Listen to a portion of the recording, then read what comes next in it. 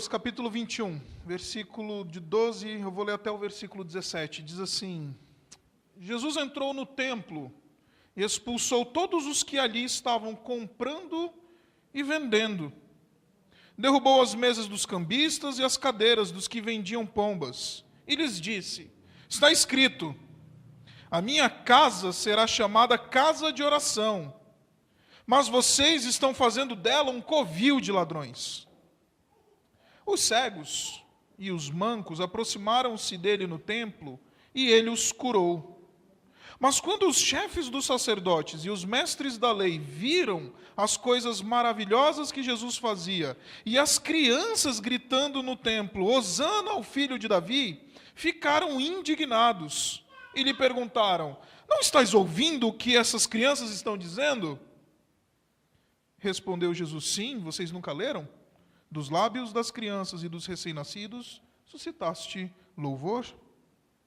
E deixando-os, saiu da cidade para Betânia, onde passou a noite. Queridos, esse texto, ele narra para nós eventos que aconteceram naquilo que a gente conhece como a última semana do ministério do Senhor Jesus Cristo na terra. O Senhor Jesus Cristo acabou de entrar de maneira triunfal em Jerusalém, ele foi recebido em Jerusalém como o Filho de Deus, como o Messias prometido, segundo a esperança do Antigo Testamento.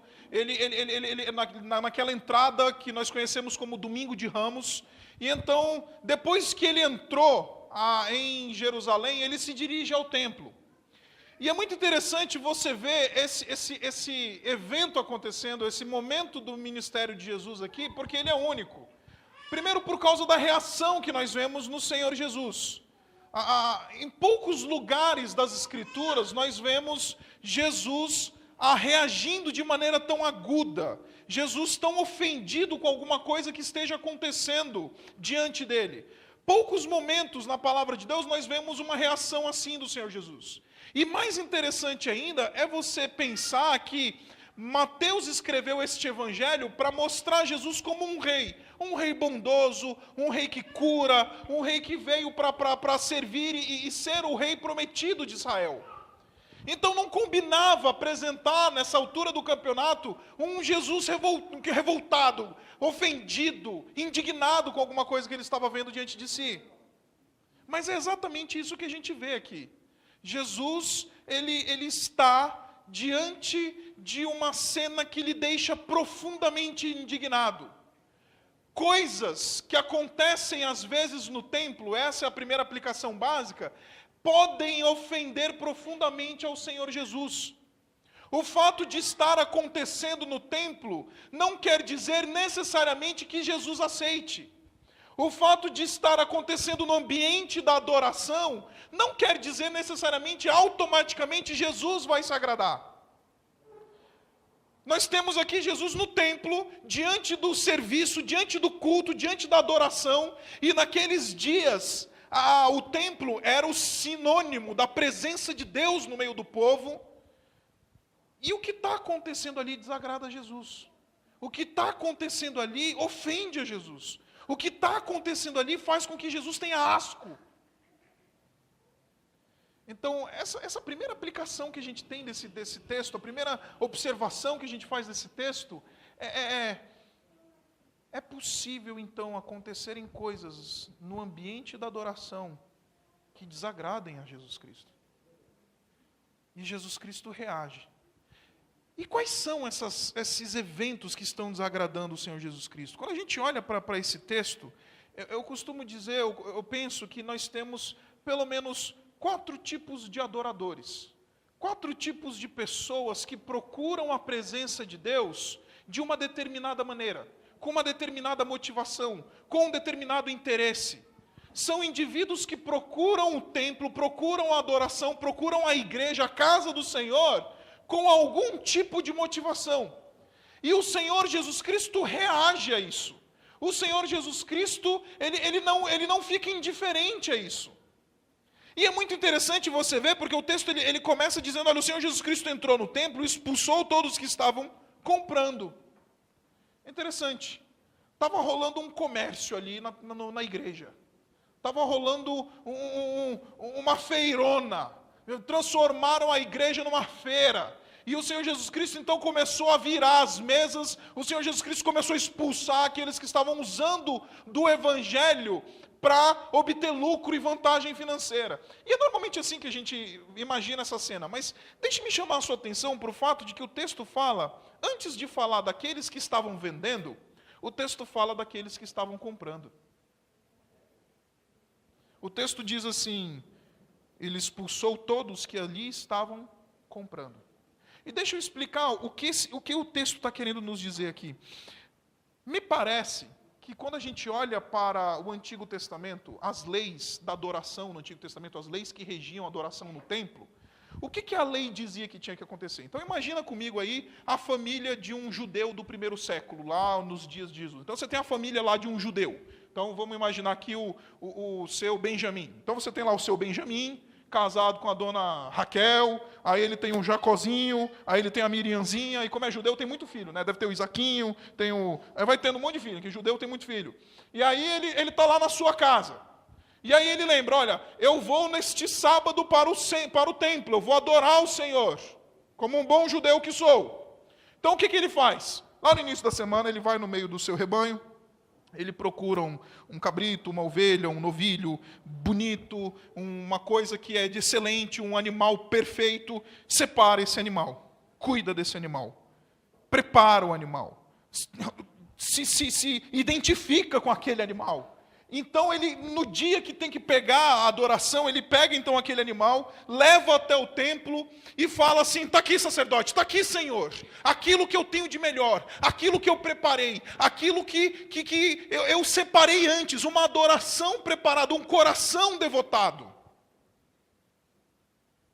O que é bem diferente do que o texto narra. Esse daqui é aquele que chega na porta do templo, que não preparou nada, não se envolveu com nada, não fez nenhum tipo de preparação, e fala assim: quanto é que custa aí? Quanto é que custa o rito? O que eu tenho que pagar? O que eu tenho que fazer? Quanto é que está custando? Tem que dar o dízimo? Dou o dízimo. Tem que fazer vigília? Eu faço vigília. Tem que cantar quando mando cantar? Eu canto. Não tem empatia, não tem vida, não tem relacionamento. É uma relação clientelista. É uma relação fria. É uma relação que não tem vida. E isso provoca asco em Jesus.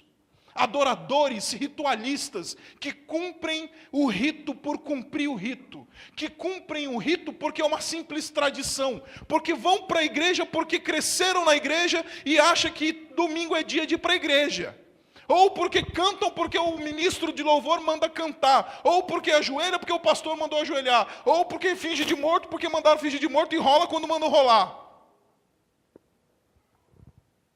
Sem vida. Sem empatia, sem relacionamento, sem preparo, sem vida nenhuma, frio. Esse é aquele religioso, adorador, clientelista. É aquele que compra a religião, aquele que olha para a religião como um bem a ser consumido.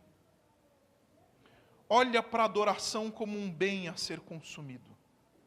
Quanto é que custa? Ele pergunta na porta do templo. Quanto é que está valendo a adoração? O que eu preciso fazer? E de maneira geral, queridos, deixe-me dizer uma coisa. Essa é uma mensagem satânica. Porque a religião, ela tende a nos dar uma falsa impressão de que simplesmente quando nós cumprimos determinados ritos, isso significa que nós estamos bem com Deus. A religião, ela tem o poder de nos anestesiar espiritualmente, de maneira que a gente mede o nosso relacionamento com Deus com base naquilo que a gente faz, nos ritos que a gente cumpre. E aí não tem mais vida, é só rito. Pergunta na porta do templo: quanto é que eu pago?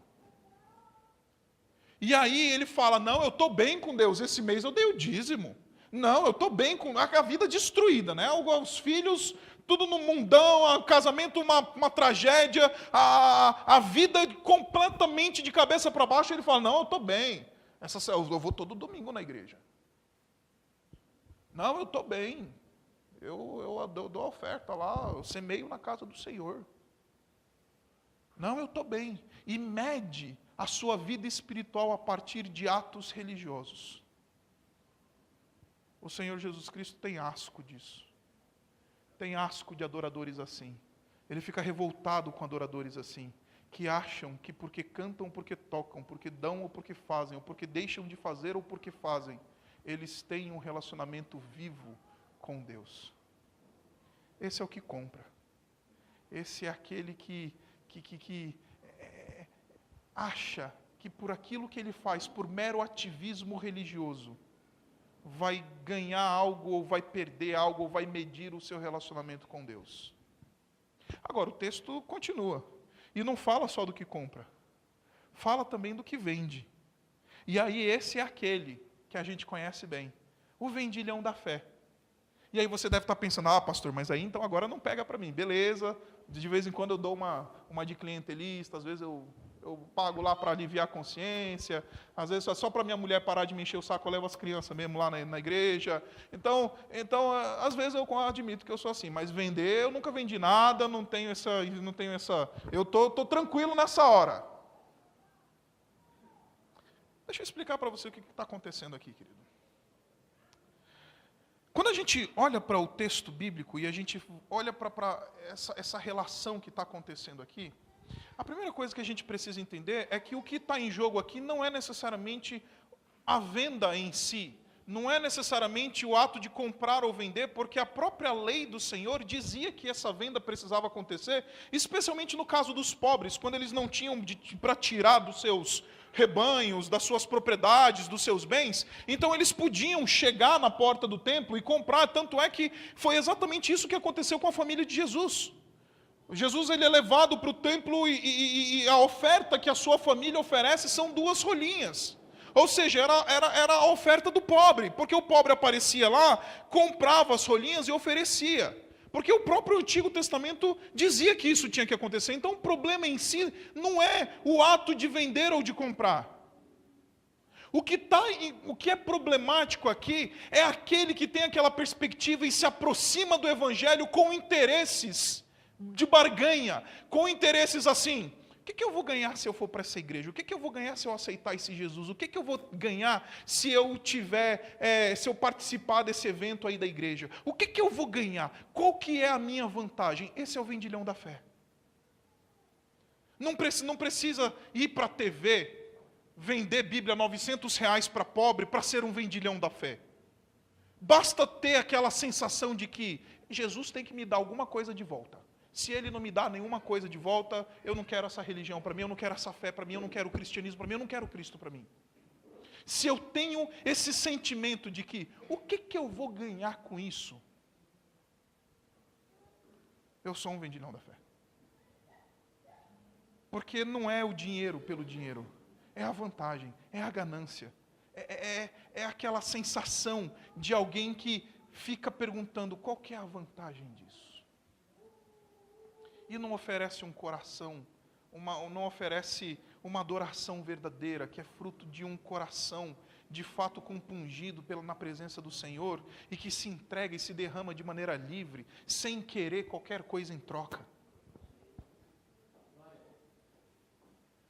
Então, nós corremos o risco também de sermos também não só aqueles clientelistas, mas também os vendilhões da fé. Porque todas as vezes que eu procuro a Deus e me envolvo com alguma coisa na igreja, ou procuro o reino de Deus, ou pratico algum ato de adoração, com a perspectiva de que o que eu tenho para ganhar em troca, eu sou um vendilhão da fé. E queridos, de novo, não é dinheiro, às vezes é reputação, ser conhecido como aquele que ora bem, ou ser conhecido como aquele que toca bem, que canta bem, que faz isso muito bem, que é um bom diácono, é um bom, sei lá o que for. É uma reputação, às vezes é ser conhecido como tal, é uma imagem. Não precisa ser dinheiro. Qualquer coisa que a gente negocie e barganhe, vou fazer isso porque aí lá na igreja eles vão ver que eu falo muito bem, que eu prego muito bem, que eu ensino muito bem. Esse é vendilhão da fé. Esse é um indivíduo que vende Jesus Cristo, que vende a sua fé em troca de alguns minutos de reconhecimento de glória humana. Troca a glória de Deus pelos elogios dos homens. Troca a presença de Deus pelo tapinha nas costas. Troca a adoração ao Senhor, que é sublime e eterna, a um momento de, olha, foi muito bom. E vive com base nisso. Então esse tipo de coisa provoca asco no Senhor Jesus.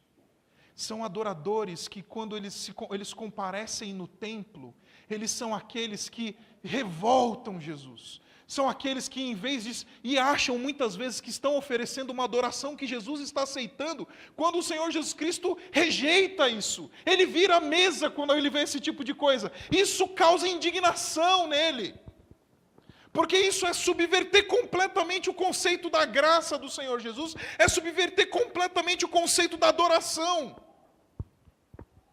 Então você tem esses dois tipos de adoradores para começar. Aqueles adoradores que são os clientelistas. Ai, minha mulher está me enchendo a paciência, eu vou levar logo esses meninos na igreja para parar de me fazer aí, encher a paciência. Ai, eu tenho que fazer isso, vamos lá fazer para cumprir logo o rito, para resolver. Clientelista da religião. Agora, você também tem um vendilhão. Eu vou lá porque vai que o pastor vai falar, olha, meu irmão, foi muito bom. Então, vai ser para mim, vai ser o ego. Agora, o texto continua. E o texto diz assim, que os cegos e os mancos, eles aproximaram-se dele no templo. Eu queria que você prestasse bastante atenção nisso. Aproximaram-se dele no templo e ele os curou.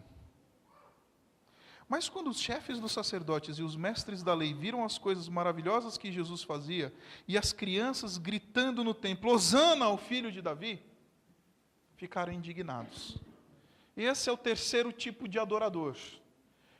E eu quero chamar esse terceiro tipo de adorador, o adorador das suas conveniências teológicas. Eu vou explicar o que eu estou querendo dizer para você. Os cegos e os mancos, eles começaram a aparecer. Jesus, ele era muito conhecido nessa altura do campeonato, ele era conhecido como um rabi, como alguém que fazia milagres, curava as pessoas, transformava vidas. Então, onde Jesus andava, milhares de pessoas seguiam. Então, quando ficaram sabendo que Jesus estava no templo, as pessoas foram atrás para ouvir o ensino de Jesus e também aqueles que tinham grande necessidade, que é o caso dos cegos e dos mancos. E eles foram para o templo, e ali então Jesus, ele começa a curar essas pessoas. Os cegos voltam a ver, os mancos voltam a andar. E aí os fariseus, na verdade não são nem os fariseus, são os mestres da lei, os sacerdotes, eles chegam e falam assim, ô Jesus, isso daí é coisa de carismático ou de tradicional? Isso é coisa de batista ou de presbiteriano? Isso é coisa de calvinista ou de arminiano? Isso é coisa disso ou daquilo? Você não está vendo o que essas crianças estão fazendo? Elas estão cantando salve o rei. Isso é blasfêmia na nossa cartilha religiosa. Esse é o adorador da cartilha religiosa. Esse é o adorador da conveniência teológica. Esse é o adorador que acha que porque cumpre a sua cartilhazinha de batista... E, gente, eu sou batista. Me perdoe por isso, tá? Apesar de... ninguém é perfeito, por isso eu sou batista. Então, e tenho carteirinha batista. Então, pastor batista, eu tenho carteira até. Então, eu posso falar bastante. E, por exemplo, outro dia me chamaram dentro da igreja batista. Falaram assim... o Isaac vai pregar para um culto de jovens lá. Aí me chamaram, eu falei, tá bom, vamos lá. Aí cheguei lá, ainda bem que eu sou grande. Né? Que o pastor ele olhou assim para mim, esse cara de barba aí, esse gordinho de barba. Sei não, né? Aí eu apareci, ele falou, você que vai pregar? Sou eu. Você que é o pastor? Eu falei, sou eu. Ele olhou assim para mim, eu estava vestido assim com jeans, meio assim, tipo como eu estou hoje. Ficou assim e tal. Aí depois que eu reparei que todo mundo na igreja usava paletó e gravata. Aí eu falei, bola fora, né? E até eu fiquei constrangido. Eu falei, eu acho que eu devia ter colocado para não ofender os irmãos, as sensibilidades. E aí eu preguei naquele dia num culto de jovens, não era nem o culto da igreja, era o culto de jovens, estava pregando para jovem. E o interessante foi que no final do culto, por isso que eu acho que às vezes não me convidam de novo, pastor.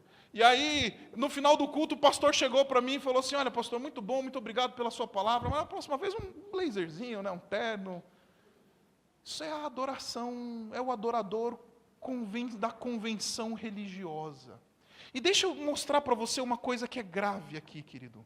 Você tem, debaixo do nariz destes homens, o Filho de Deus está fazendo sinais e maravilhas.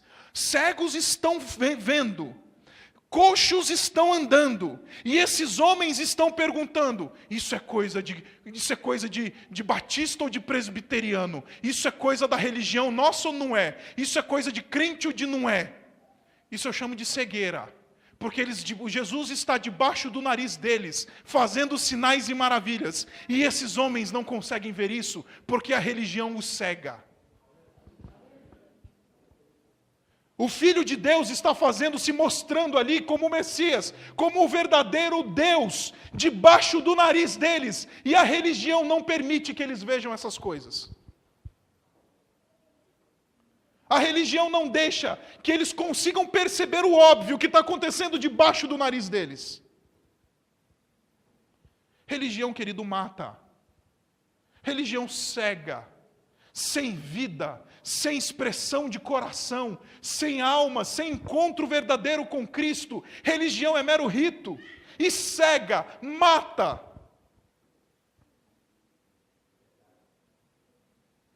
Então você tem um adorador clientelista, você tem o adorador vendilhão, você tem o adorador teológico.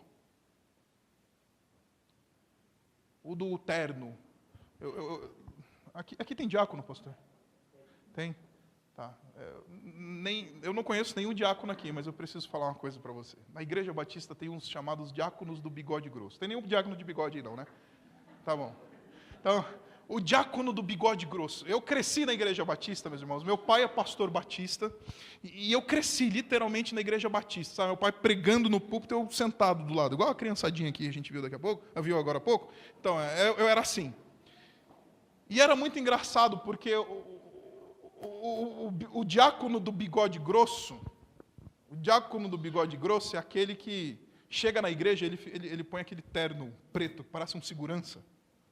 Um terno, parece segurança de, sei lá, casa de show. Aí ele bota o terno preto e fica na porta, assim, né? Aí, você já percebeu como ele cumprimenta as pessoas? Ele fala assim: a paz do Senhor, dá uma erguidinha assim, ó. Paz do Senhor, irmão. Já viu? É assim. E aí, o diácono do bigode grosso é chato, porque é religioso.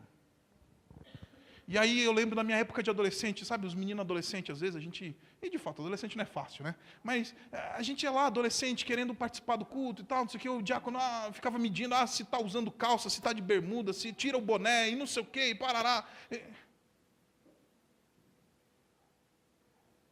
Adorador da religião, da cartilha religiosa. Esse também não tem um serviço aprovado e adorado, e reconhecido pelo Senhor Jesus Cristo. Mas eu não vim aqui só trazer más notícias e falar mal daquilo que acontece. Porque tem um último grupo. Eu quero ficar esses nossos últimos minutos aqui juntos, pensando sobre esse grupo, que são exatamente as crianças.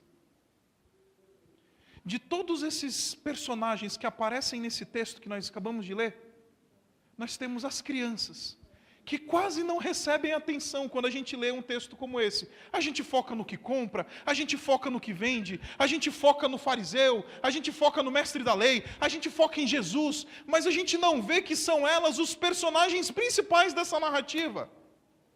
E porque são elas que reconhecem primeiro quem Jesus é, são capazes de ver. Elas reconhecem quando elas veem Jesus curando, quando elas veem Jesus fazendo sinais e maravilhas, elas são capazes de reconhecer quem Jesus é e cantam Hosana. Você sabe o que significa Hosana? Quando eu era criança eu achava que era uma senhora da igreja, porque todo mundo falava Hosana, Hosana, Hosana. Quem é essa Hosana aí, mãe? Eu falava para ela. Quem é que é a dona Hosana?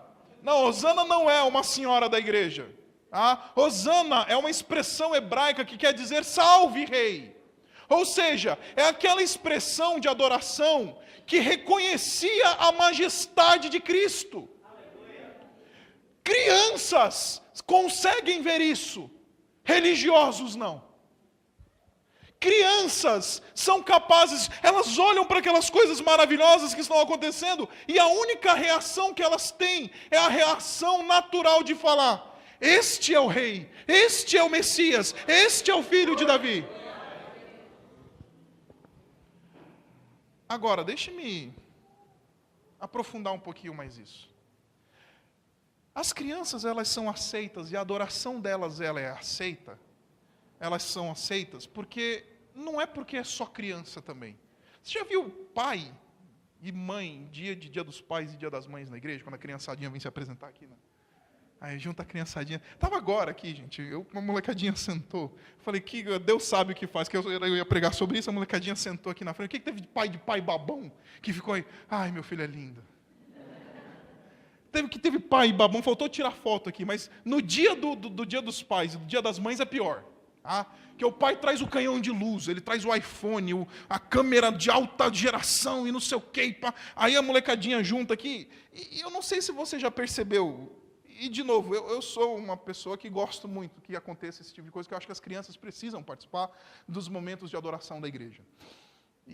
Mas você já percebeu que coralzinho de criança, apresentaçãozinha de crianças, do ponto de vista técnico, não é muito grande coisa, né? Você já percebeu? A molecadinha canta, aparece, aí tem um menino lá que está com o dedo no nariz, aí tem a outra lá que está lá brincando do outro lado, e a tia desesperada sentada aqui na frente, canta menino, canta menino.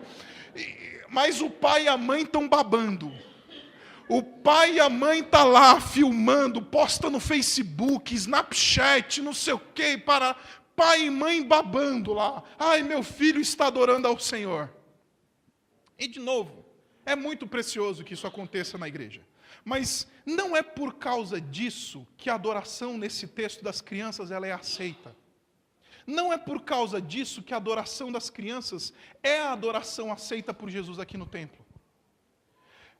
A adoração das crianças, ela é aceita no templo, ela é aceita por Jesus e recebe uma avaliação positiva do Senhor Jesus, porque são elas que têm uma vida e que têm uma adoração que está pautada na palavra de Deus. Quando os fariseus, eles chegam para Jesus e falam: ô Jesus, você não está vendo o que as crianças estão dizendo? Quando os mestres da lei, gente com PhD em teologia, os caras que sabiam tudo e mais um pouco de teologia do Antigo Testamento, esses caras manjavam. E aí eles chegam para Jesus e falam: ô Jesus, você não está vendo que isso daqui está fora da nossa cartilha religiosa? Ele vira e fala: o problema é de vocês se está fora da cartilha religiosa, está na Bíblia, amigo. Vocês nunca leram lá no Salmo 8?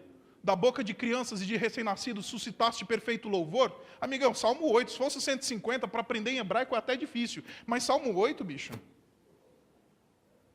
Vocês, doutores em teologia, não lembram do Salmo 8? Chega a ser irônica a pergunta de Jesus aqui. Vocês não viram, vocês não sabem? Vocês nunca leram? Vocês são doutores em teologia, sabem tudo mais um pouco, e vocês nunca leram o Salmo 8, que é da boca das crianças e dos recém-nascidos, que é da boca deles que Deus tira perfeito louvor? O que eu estou querendo dizer para você, querido, é que as crianças, a adoração delas é aceita porque a adoração delas tem base bíblica. Elas estão praticando, fazendo um ato bíblico. Elas estão fazendo algo que se encontra na palavra de Deus. A adoração que agrada ao Senhor, a adoração que recebe um positivo do Senhor Jesus Cristo, é aquela adoração que encontra fundamento nas Escrituras. É aquela adoração que está pautada na palavra de Deus. É aquela adoração que quando a gente procura... É que às vezes a gente canta uns negócios que não tem muita coisa a ver não, né? E de novo, erramos porque não conhecemos bem a palavra de Deus, as Escrituras, já disse o Senhor Jesus Cristo. Mas elas são aceitas, não é porque é criança. Elas são aceitas porque elas estão fazendo algo que está baseado na palavra de Deus. É uma vida orientada pelas Escrituras. Sabe o que Oséias 6,6 diz? Um dia, não precisa abrir porque a gente não tem tempo, eu estou quase terminando. Oséias 6,6 diz assim, Deus falando para Israel.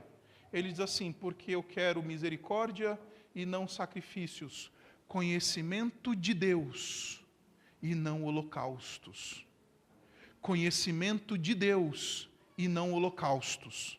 Sabe o que Deus está dizendo? Eu prefiro que o pessoal tenha uma vida que me conheça por meio da minha palavra, gente que é esclarecida, que me conhece, que é debruçada na palavra, do que gente que faça louvorzão, que o sacrifício era o louvorzão da época. O holocausto era a expressão máxima de adoração e de louvor do templo do Antigo Testamento. Ele fala, eu prefiro que o meu povo me conheça do que fique cantando para mim 2 horas. Eu prefiro que o meu povo tenha uma vida pautada na palavra, do que fazer adoração extravagante. A gente está numa época de falar dos chamados adoradores extravagantes. Sabe onde a gente acha adorador extravagante? Não é domingo na igreja, é segunda-feira de manhã, quando esse adorador extravagante, sozinho, sem ninguém ver, só ele e o seu pai, ele se ajoelha na sua cama, abre a sua palavra e lê, e estuda, e busca conhecer o seu Senhor. Ali está um adorador extravagante. Ali está um adorador extravagante. Essas crianças estão mostrando para nós que a adoração que Jesus aceita, a adoração que agrada a Jesus, a adoração que traz alívio para Jesus quando tem um monte de adorador de um monte de tipo, é aquele adorador que tem uma vida pautada na palavra de Deus. Vocês nunca leram? Está lá no Salmo 8, senhores mestres da lei. Está lá no Salmo 8. Vai lá. Tão fácil de achar. Agora, para a gente terminar, também é importante o fato de que, nesse relato, são crianças que oferecem uma adoração aceitável por Jesus. E deixe-me explicar para você o que eu estou querendo dizer. Se você voltar 2 capítulos, chegar lá no no Mateus capítulo 19, você vai ver que Jesus teve um debate com os seus discípulos. Jesus teve um debate com os seus discípulos. E é muito interessante, porque as crianças queriam se aproximar de Jesus. As crianças estavam querendo ir lá, encontrar Jesus, ir para Jesus, falar, vamos lá com Jesus. E eu não sei, eu acho que quase todo mundo aqui já ou tem filhos ou tem contato com crianças. E criança é assim. Tem uma poetisa romena que diz que criança é como água, ocupa todos os espaços. Tá? E é muito interessante, porque criança é assim mesmo. Criança vai chegando, vai entrando, vai se metendo. Por exemplo, ontem a gente estava lá na casa da minha sogra, eu e a Isabela, a gente não tem filhos, mas tem uma primaiada lá, né, os priminhos. Os priminhos, os sobrinhos e tudo mais. E aí é muito engraçado, porque ontem a gente estava lá com 4 dentro de um apartamento, que não é muito grande. Então, 4 crianças dentro de um apartamento não muito grande. Rapaz, a poetisa estava certa. Elas são como água. Elas entram em todos os lugares.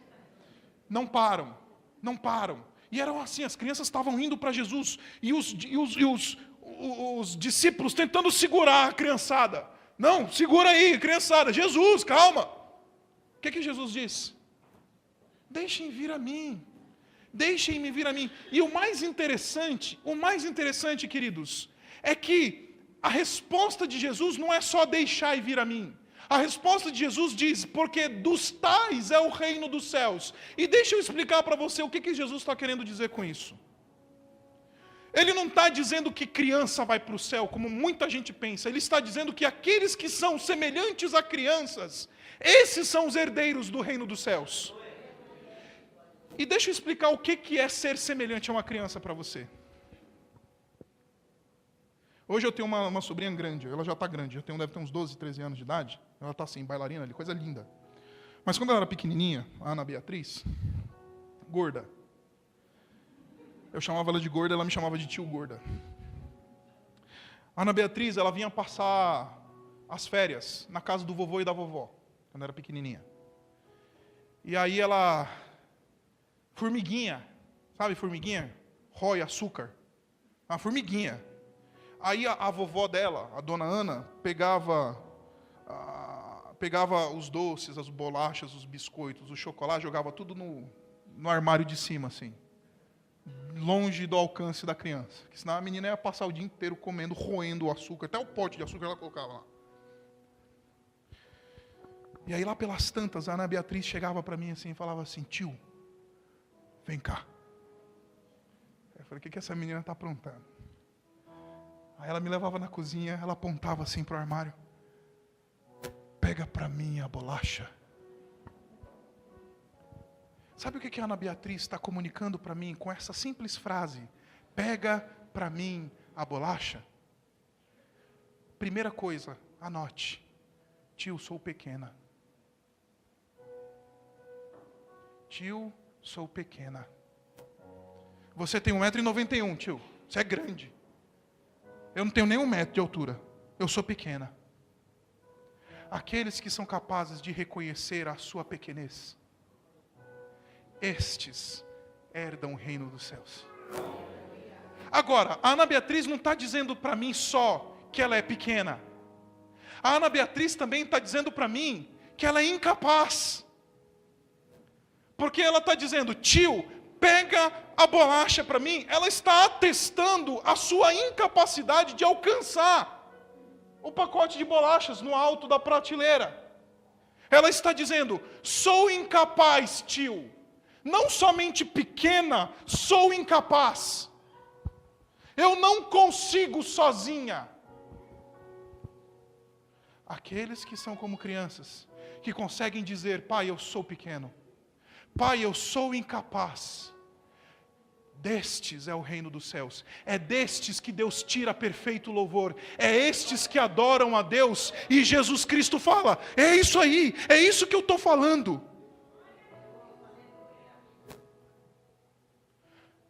Eu sou pequena, eu sou incapaz. Mas tem uma terceira coisa. Eu dependo de ti, tio. Porque se você não pegar, ninguém vai pegar para mim. Se você... Não tem cadeira, não tem escada que me faça subir aqui. Eu dependo da tua vontade, tio.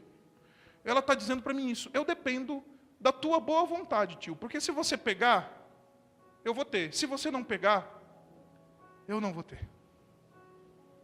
É por isso que o Senhor Jesus Cristo diz que o reino dos céus é daqueles que são como crianças. Porque aqueles que são como crianças, estes conseguem reconhecer a sua pequenez. Estes conseguem reconhecer a sua incapacidade. Estes conseguem reconhecer a sua dependência. É por isso que Deus tira perfeito louvor da boca destes. É por isso que da boca das crianças e dos recém-nascidos, que naturalmente reconhecem a sua pequenez, que naturalmente reconhecem a sua incapacidade, que naturalmente reconhecem a sua dependência, estes adoram de maneira perfeita, estes têm uma adoração, se apresentam diante de Cristo, e Jesus Cristo se agrada disso. Não é o religioso teológico, não é o vendilhão da fé, e nem aquele que fica consumindo religião. Aquele que adora de maneira que Jesus Cristo se agrada, é aquele que é como criança, que tem uma vida pautada pela palavra, é aquele que sabe reconhecer que é pequeno, ele é incapaz, e fala, Senhor, tudo é teu. Eu dependo de ti. Eu estou nas tuas mãos. E aqui estou eu. Pequeno, incapaz, frágil.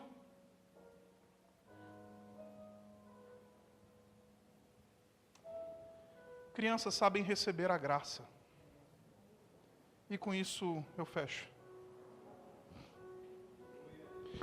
Se eu chamasse qualquer um de vocês essa noite e falasse assim, irmão, vamos ali na padaria ou na pizzaria, vamos comer uma pizza depois do culto?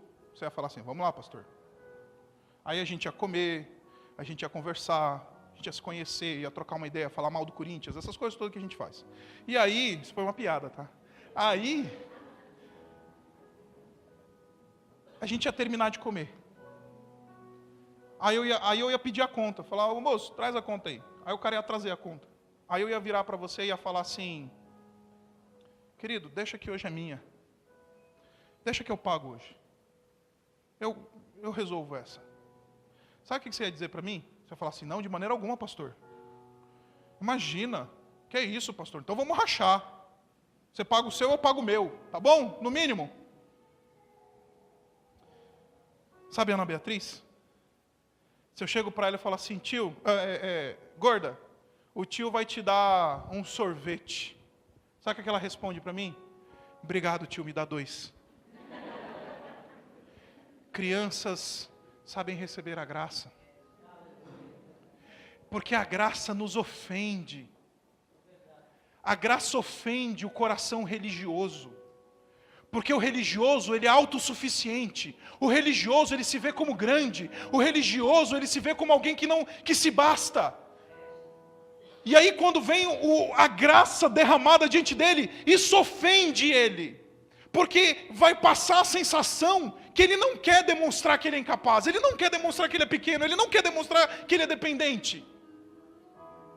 Aí aquele que é como criança, que fala, eu sou pequeno mesmo, eu sou incapaz mesmo, eu sou dependente. Obrigado, Senhor, pela tua graça. Obrigado porque você morreu na cruz por mim. Porque só sem mim, por mim, eu estava perdido. Esses sabem reconhecer a graça. Esses sabem receber a graça. Por isso que o Senhor Jesus Cristo diz, dos tais é o reino dos céus. É por isso que a palavra de Deus diz que é da boca das crianças que sai perfeito louvor. O que eu estou querendo dizer para você, querido, essa noite, é que a gente precisa voltar a aprender a ser criança. Porque de todos esses personagens que a gente leu aqui, você tem o que compra, você tem o que vende, você tem o mestre da lei, você tem todos esses. Mas aqueles que, quando comparecem diante de Deus e são aceitáveis diante de Deus, são as crianças. São aqueles que se fazem como crianças, que têm uma vida pautada na palavra de Deus, uma adoração que tem base bíblica, que são capazes de falar, eu sou pequeno, que são capazes de dizer, eu não dou conta, eu sou incapaz, que dizem assim, olha, eu dependo de Deus, se Ele agir com graça para mim, eu vou receber, se Ele não agir, eu também não vou. Eu sei receber a graça. Obrigado, Senhor. Obrigado porque você morreu na cruz por mim. Obrigado porque já está pago. Obrigado porque na cruz o Senhor disse, está consumado.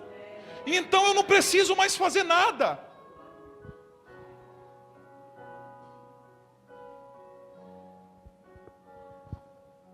Não é à toa, queridos, que o Senhor Jesus Cristo diz, da boca de pequenos e de recém-nascidos, suscitaste, tiraste, essa é a ideia do verbo grego e hebraico, tiraste o perfeito louvor. Abaixe sua cabeça.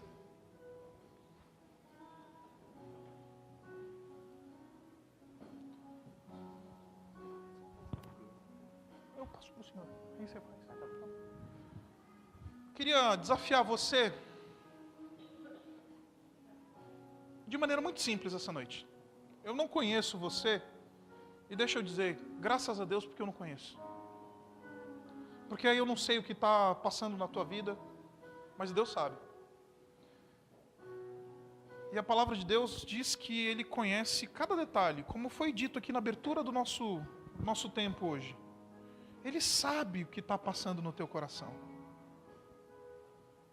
E hoje eu queria desafiar você nesse sentido, de falar assim, Senhor, me ajuda a voltar a ser criança.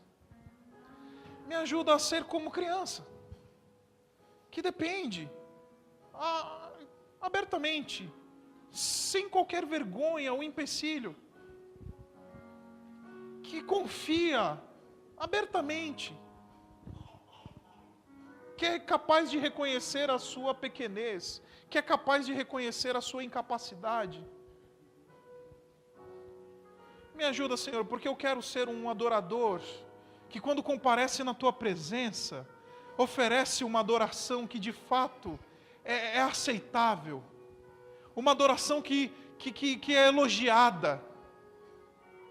Eu não quero ser como esses mestres da lei, esses vendilhões da fé, esses religiosos que provocam asco em Jesus. Eu quero ser como as crianças que oferecem uma adoração aceitável. Eu quero ter uma vida aceitável. Pai, estamos nós aqui.